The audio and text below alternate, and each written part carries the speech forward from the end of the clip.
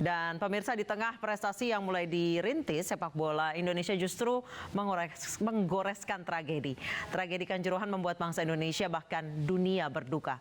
PSSI sebagai organisasi yang bertanggung jawab mengelola sepak bola di Indonesia pun menjadi sorotan. Dan untuk membahasnya kami bergabung bersama pengamat sepak bola Ma'ruf El Rumi. Selamat petang Mas Ma'ruf. Selamat petang Anissa. Mas Ma'ruf, Anda melihat tadi ternyata ada 28 personil yang diperiksa pelanggaran kode etik, 9 orang bahkan diantaranya perwira. Ya. Tadi informasi juga bahwa Kapolres Malang ini dimutasi atau dicopot. Kalau Anda melihat dari tragedi yang terjadi kemarin, ini sebenarnya siapa? Kesalahan siapa? Kita harus mungkin memecah dalam dua yang berbeda ya. Pertama, kalau dari sisi polisi tadi mengatakan berarti ada kesalahan prosedur dalam tanda kutip ya, ada kesalahan pelanggaran atau kode etik dalam bahasanya, bahwa kemudian ada hal-hal yang mungkin seharusnya belum dilakukan sudah dilakukan. Jadi dalam ranah ini adalah ranah polisi, karena bagaimana kemudian yang dituding ketika ada penyemprotan gas air mata itu yang membuat kemudian justru kekhawatiran, itu satu. Tapi ada juga ranah yang dimana juga memang tidak bisa dilepaskan dari federasi, dari stakeholder sepak bola Indonesia. Pertama adalah soal penyelenggaraan. Yang kedua adalah soal tertib bagaimana cara menyelenggarakan sebuah pertandingan, apalagi pertandingan dengan intensitas tensi yang tinggi. Kalau dulu atau kemudian kita ingat beberapa hari atau beberapa pekan yang lalu, PSSI mengatakan dengan begitu gagah bahwa sebuah stadion seperti Jakarta International Stadium tidak layak FIFA atau tidak masuk standar FIFA. Tapi bagaimana dengan kelayakan panitia pelaksana menggelar pertandingan? Karena FIFA sebagai otoritas sepak bola tertinggi di dunia sudah memberikan rule of the game atau kemudian sudah memberikan syarat-syarat sebuah pertandingan itu digelar.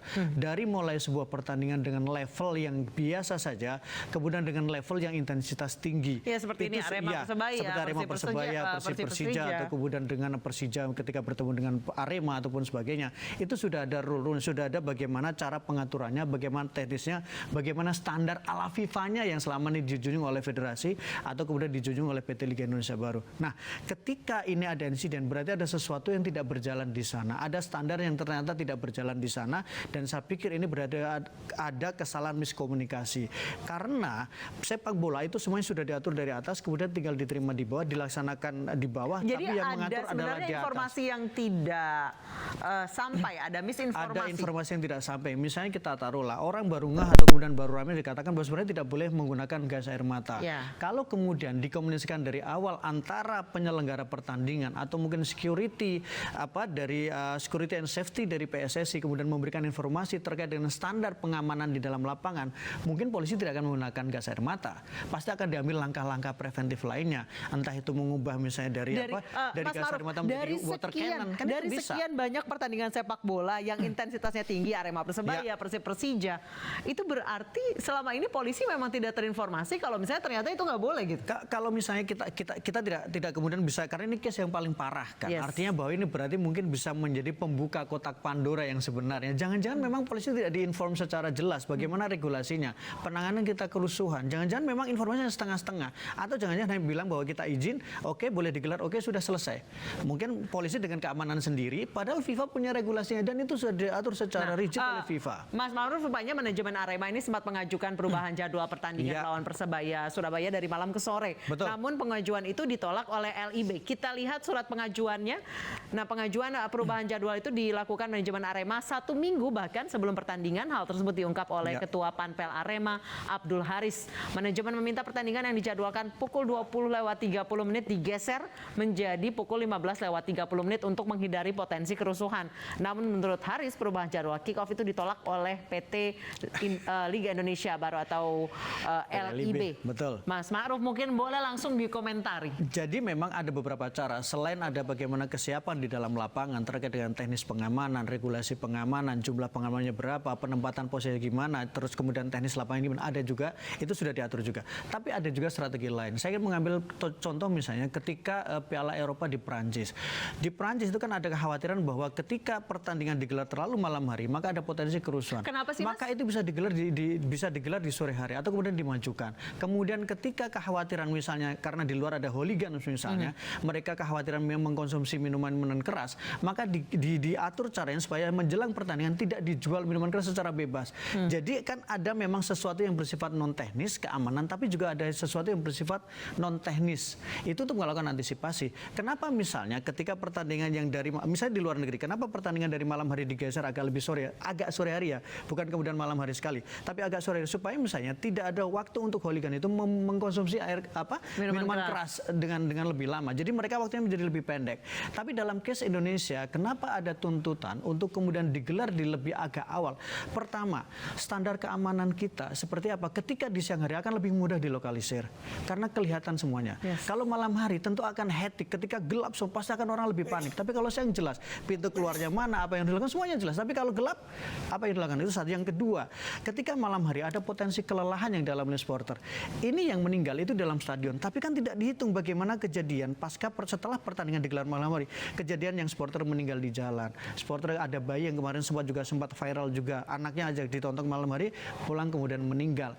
Apakah ini ada efeknya? Kita tidak bisa berkata bahwa meninggal itu kan takdir dalam tanda kutip. Tetapi harus ada antisipasi. Kemudian jaraknya. Kalau pertandingan digelar misalnya jam 8:30 malam, selesai jam berapa? 8:30 malam, 9:30, 11:30. Transportasi kita, keamanan negara kita dengan jarak stadion yang begitu jauh ke tempat keramaian.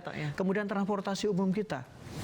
Kemudian ketika ada kerusuhan di malam hari yang misalnya di jalan ada kerusuhan bentrok, aparat keamanan yang berjaga berapa?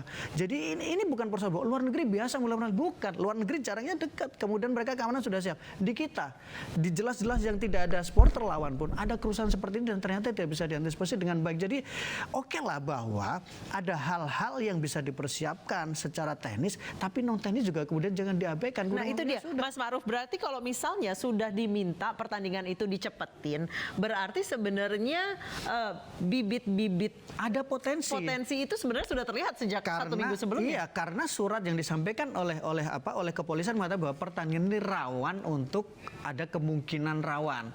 Artinya berdasarkan data intelijen, ketika Arema bertemu dengan Surabaya ada potensi kerawanan. Kan berarti sudah ada indikasi awal. Hanya memang dalih yang kemudian disampaikan adalah bahwa kalau tidak ada supporter lawan tidak ada masalah. Tapi kan juga tidak bisa menduga seperti itu. Ketika hasilnya kalah, meskipun tidak ada supporter lawan, kemudian ada kekecewaan dari pendukung. Siapa yang menjamin bahwa tidak akan terjadi sesuatu? Nah, itu dia, Mas Ma'ruf. Ya, tidak ada supporter lawan. Kemudian jadi lebih minim harusnya. Gitu. Harusnya alasannya begitu. Tetapi kan juga sama. Misalnya ketika case di Persebaya Surabaya, sebelum insiden ini terjadi, beberapa pekan sebelumnya di Stadion Gelora Delta Sidoarjo, Persebaya kalah dengan Rans. Jumlah supporter Rans kan tidak banyak. Tapi kemudian ada kerusuhan di dalam stadion. Apakah itu kemudian juga karena murni karena bentrok supporter? Bukan. Tapi karena ada kekecewaan yang dirasakan oleh supporter ketika timnya terus-terusan kalah dan kemudian mereka kecewa ingin melampiaskan kepada manajemen atau kemudian pemain. Tapi kan kemudian yang membedakan case di Sidoarjo tidak ada intervensi berlebihan dari aparat. Sementara kalau kita taruh dari case yang berada di Malang, itu intervensi aparatnya luar biasa cukup keras. Sampai kemudian Panglima TNI pun mengatakan ketika ada video yang menunjukkan salah satu anggotanya melakukan tendangan kungfu, Panglima mengatakan bahwa itu adalah sebuah pelanggaran.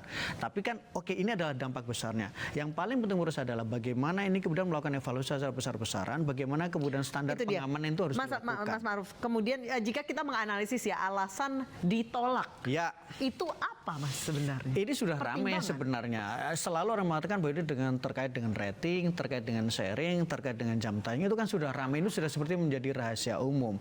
Dan itu juga diakui oleh PT Liga. Di dalam ada surat lagi sebenarnya, setelah surat ini ada sebenarnya surat balasan yang disampaikan oleh PT Liga yang mengatakan bahwa permohonan pengajuan jadwal ini tidak bisa diterima setelah melakukan komunikasi dengan LIB, melakukan komunikasi dengan PSSI dan pihak broadcast. Baik, kita harap semoga kejadian seperti ini tidak terulang lagi dan semoga ada SOP dan crisis management yang tepat, baik itu dari PSSI, dari Panpel, kemudian pengurus stadion pun harus tahu apa yang harus dilakukan jika terjadi kericuhan. Terima kasih Mas Ma'ruf telah bergabung bersama kami di Newsroom. Pemirsa, tragedi sepak bola di Kanjuruhan bukan yang pertama kali terjadi di Indonesia. Informasi selengkapnya usai jeda.